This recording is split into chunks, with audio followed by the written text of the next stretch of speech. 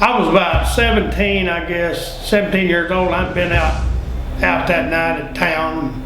I was coming in probably midnight. I was going to, I was about a half mile from the house on 9 Mile Ridge. And I was going along and something in front of me, what looked like somebody, and it kind of went across the road swinging its arms, looked like, and I said, what the world was that, you know? And it jumped the ditch, and there's an old wet weather spring where it jumped, and it just jumped it and right out through the brush there. So I was at the house there just a minute, and I talked to Daddy. I told him about that. I told him about it, you know, how it did jump the ditch, and it kind of just looked like some big old guy, you know. And so Daddy said, well, what do you reckon it was? I said, well, I ain't got a clue, you know.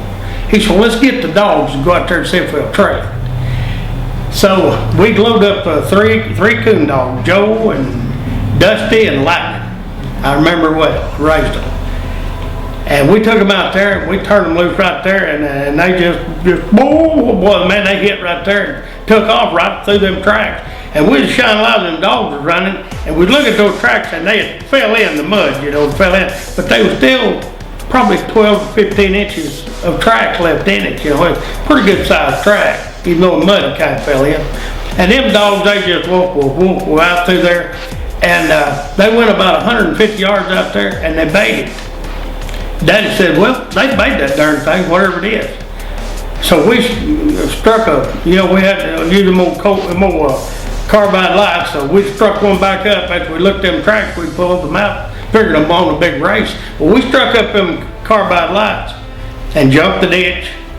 We got out there about 30 yards going toward them, and they had it bayed, and they just had it bayed, and all of a sudden one of them hollered, and Matt heard a commotion, and here they come back toward us, and Dad said, something's after them, and it passed them, run right past us, jumped, all of them jumped in the back of the truck, and I said, well, what do you think? Dad said, well, let's get the heck out of here.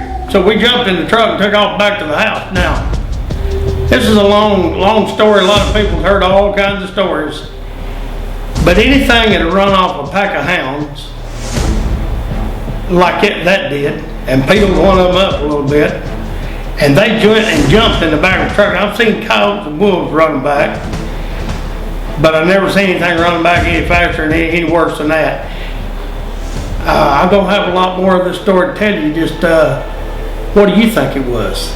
You know, I've seen things before that, you know, like I saw a young coon one time and a hoot owl, I think, trying to catch it, come across the road, and the coon was running, and the hoot owl was on top of him, waving his wings, trying to hover on that coon.